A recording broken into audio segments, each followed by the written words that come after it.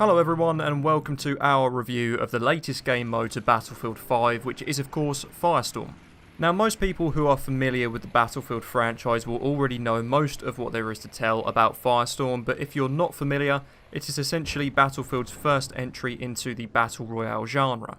We know that Battle Royale games are all the rage at the moment, and DICE, paired with Criterion Games, clearly wanted Battlefield to keep up with the curve and decided to create this free add-on to the latest game in the series. Now Firestorm promises players an open world Battle Royale experience, all meshed together with that classic Battlefield feel, so you get all the guns you're familiar with using online in Conquest and other such game modes, the same movement mechanics and special weaponry, hosted on a map that is boasted to be 10 times larger than that of Hamada, which is the largest map that is playable online. After hearing all of this, I couldn't be more excited as a Battlefield fan. There was no way I could not look forward to its release. The FPS game that we're most confident on is Battlefield, so we were very pleased to hear that we would soon get the chance to prove ourselves in a Battle Royale environment on our favourite game. And then we played it, and we weren't so sure, so we played it some more, and we still weren't sure, so we played it some more, and guess what? Yeah, we still don't know what to think. How's about I just explain to you how the game leaves us feeling after we play it, and the aspects of the game that we're both impressed with and disappointed with. It's worth bearing in mind throughout this conversation that the release of this game mode, along with many other things in Battlefield 5, was heavily delayed before it was finally made available to us, suggesting to me that there were aspects that needed to be fixed before release. Like I say, just keep that in mind. Let's touch on the map that is used for Firestorm first. Being a Battle Royale game mode, a large part of the excitement surrounding Firestorm was the environment that was going to be used. What would it look like? How many players would it support? What size would it need to be? The environment we've been presented with is a rugged combination of rocky peaks, open plains, snow-caked forests and northern European coastal villages. I'm pleased to say it's stunning to look at, as long as in some places you don't look too close, as during our playtime we've encountered our fair share of badly rendered textures in some parts of the map. You'd easily miss these if you weren't looking, so don't dwell on this too much. As soon as you drop in though, it feels like a Battlefield 5 environment, and it's good to immediately encounter that familiarity with the base game.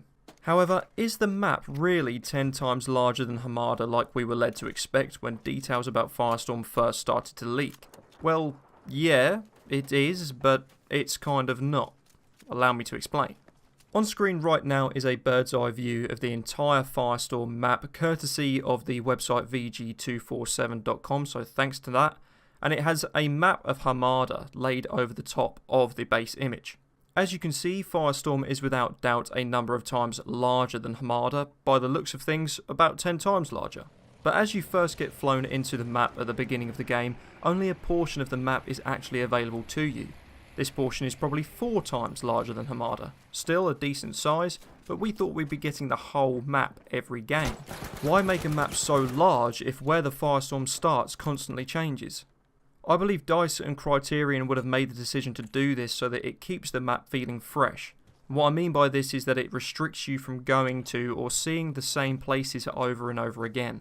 It makes sure that most games you play are based in different areas, so one game you'll fly inland, next you'll be on the coast, the one after that it will start in the snow, and so on. Or, could I make the rather bold suggestion that after testing their first build of Firestorm behind the scenes, DICE realised the map was too large for 64 players and implemented a solution of making the map smaller from the start of the game. You have to forgive me and my conspiracy orientated brain, I'm sure they meant for it to be this way all along.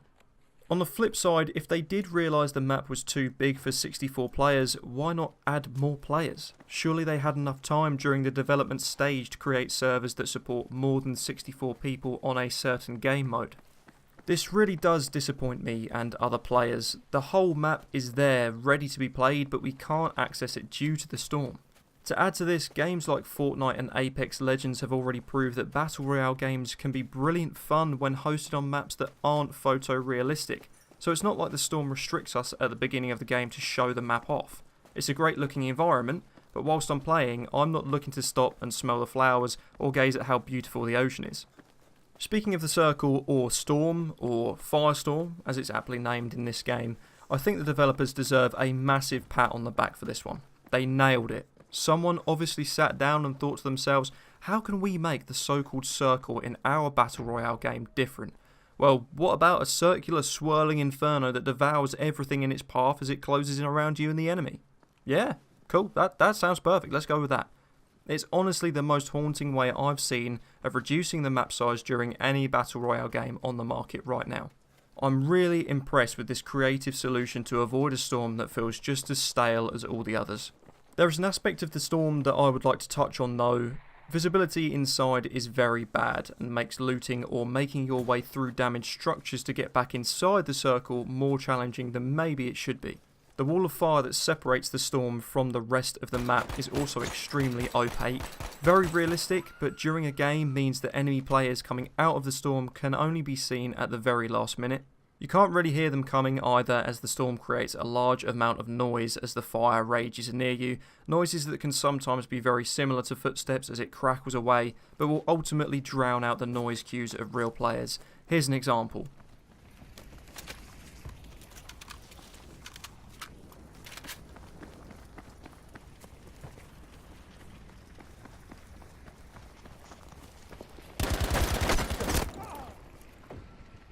Overall though, it is an exceptional concept and one of the game's biggest strengths against its competitors. Just want to make a random side note, and this will be the first of a couple. What's with the whole pre-game lobby thing? Some people have suggested there's possibly Easter eggs to be solved in there, but do we really have to sit in that hangar every time we want to play a game of Firestorm? Listening to the same guy on the gramophone say the same thing over and over, can't we just go straight into a game even if it means a longer loading screen?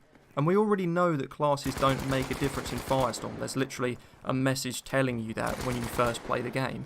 So why do we get the same 4-class spawn menu as online? Why isn't it just one option for a soldier which we can customise as and when we want? Most of the outfits are boring anyway, apart from a select few. On to a couple of the mechanics of the game now. Let's start with health, healing and armour. Your base health in Firestorm has been increased from 100 to 150. Now, I'm not entirely sure why this was changed from standard. I believe DICE and Criterion clearly came to the solution that players without armour needed a helping hand when fighting with someone who does have armour. But if this is the case, why add armour into the game in the first place? This is Battlefield, the most realistic shooter readily available to the console and PC market. Why try and follow in the footsteps of other BR games with armour? Just throw it out and instead keep it feeling like Battlefield should. Regardless of how I feel about armour, it can be applied in stages throughout the game. You spawn with a standard chest rig which can hold 1 armour plate, which is equivalent to 50 points of armour. You can find replacement armour plating and upgraded chest rigs around the map, giving you up to 150 points of armour, totaling to 300 health if you have full base health. When playing with 300 health, it's clear how much of an advantage you have over other players. I literally feel like Juggernaut from X-Men. Don't you know who I am? I'm the Juggernaut, bitch! When replacing armour plating, your character visually removes the damaged armour piece and replaces it with a fresh plate. When replacing 3 armour plates, the animation can begin to feel slow and repetitive, giving you a real feeling of vulnerability. I also find it funny that at the beginning of the game, when adding a single piece of armour to the base chest rig, your player removes a damaged piece of armour. Why is it in the chest rig in the first place if it's damaged? Come on. Base health can be restored much like in many other Battle Royale games with the use of syringes, which replace around 1/5 of your base health for every one applied, or by use of a medical syringe, which are rarer to find and work more like a medkit rather than a bandage. Overall, especially compared to the base game, the amount of health potential players have in Firestorm can become a huge advantage, and if you are the one shooting, can leave the combat mechanics of the game feeling very spongy and frustrating. Take for example the STG, whose base single shot damage is around 25 points. With that gun, and without headshots, you'll need 12 rounds to hit the body perfectly on target in order to take someone with rare armour down. Now that's nearly half a magazine and 8 shots more than what it would take to kill someone online. See what I'm saying? I do think, however, that DICE have made the correct decision when it comes to the time it takes you to heal. You don't feel as comfortable to pull out armour or a syringe to start healing as much as you do in, say, Apex Legends. It takes enough time to heal that you have to be wise about when you start getting health back, and not just take the chance that you'll have enough time. It's worth mentioning that some of the issues that plague the base game have naturally made their way over into Firestorm, and most of us knew this was a possibility. Visibility naturally around the map is still a huge issue and something many players actively look to exploit. Many times you can find yourself moving into the circle, just going about your business when out of nowhere you've been shot and downed. Shock, there was a guy laying in a bush, or under a tree, or on some rocks, or in the dark corner of a demolished building. In a game where you are trying to survive, you can't blame those who do this, but it doesn't make it any less frustrating to deal with game after game. On to side note number 2, as you are skydiving from the transport planes, were DICE going for double Superman here, or just a funny kind of diving position? After putting a few good hours into the game, one thing that jumps out at me is that soldier sounds in Firestorm seem to be amplified a great deal for the player compared to in online game modes. Taking into consideration how much snow there is on the map, your soldier can most of the time seem incredibly loud compared to what is going on around you. Maybe it's because of how quiet things are, I'm not too sure. This is not so much of an issue if you're not amplified to enemy players, which in my experience you aren't, but it does mean many of the game's sounds are drowned out when you are running to and from a position. Hardly ideal when it's free for all, and sound can give you a huge advantage over your target. One of my biggest gripes with the game comes right at the beginning when you first pick up any weapon. As soon as you take the weapon from the floor and equip it, you will need to reload it. Now I find this strange as when you pick any weapon up, it already has its magazine or rounds in place. Theoretically therefore it only needs to be cocked or charged. Yet your player will pick it up, remove the magazine or all of the bullets that are already in there, and replace them. All of this needs to happen before you can shoot. Now the issue I'm touching on with this is if I land in the same place as another player and go into the same house or building to loot, which has happened to me many times already, and I find an assault rifle and he finds a pistol, who is going to be able to shoot first? The reload times will differ, probably in favour of the pistol, and one of us then has an advantage over the other. An AR should beat out a pistol in almost every scenario, but in this one it just might lose, and that for me is a huge issue. Again, realistic yes, but we're playing a game that needs to be fair to everyone. Who wants to go around a house at the beginning of a game looking for the gun that will reload the fastest? I believe all you should need to do at the beginning of a game after picking up a gun is charge or cock it. Simple. Now for the last major criticism of the game, one that I'm going to be quite harsh on. The inventory and looting system. How did DICE, a world famous game developer with decades of experience, surrounded by other successful Battle Royale titles from other companies with inventory systems that worked perfectly, after delaying this game for 4 months before it was ready to be released, mess this one up? Currently the inventory system feels clunky and difficult to understand. It takes time and conscious effort to learn how to use it, rather than it just becoming a system you know how to use after naturally playing the game a couple of times. Having items separated into different compartments that you need to switch out for others in order to use them is time consuming, and in a BR game this can easily lead to you being disadvantaged in combat. Capacities of items are something that has to be studied and understood rather than the system being intuitive enough to just pick up and play with, like those used in Fortnite and Apex. And we haven't even got started yet, then there's the looting. In Fortnite, a player will die and spit out all of their inventory much like in Battlefield, apart from nearly every way.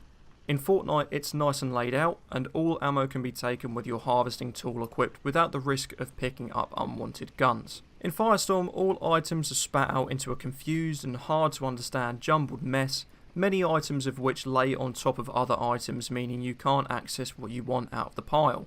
The whole time you're standing over the person you've killed, fumbling through the loot that you want, accidentally swapping to weapons you don't need and dropping stuff you do, leaving you exposed from many angles.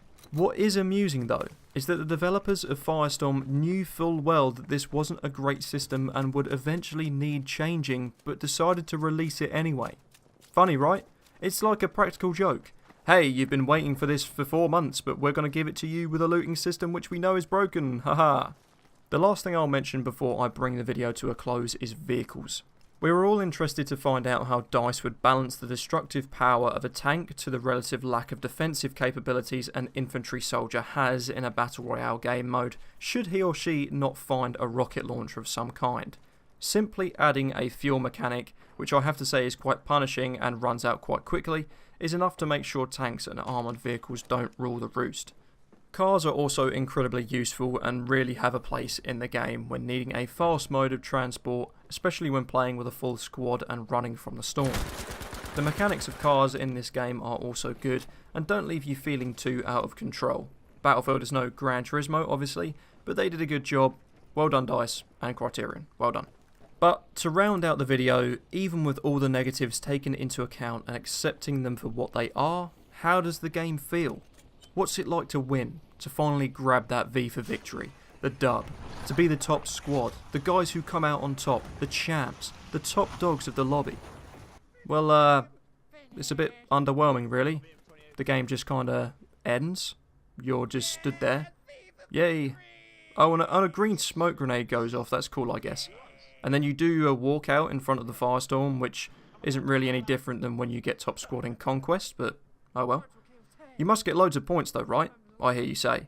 No, you probably get about a third of what you'd get in the average game of Conquest if you're a half-decent player. What about special rewards or items then? Nope, no, there's none of those.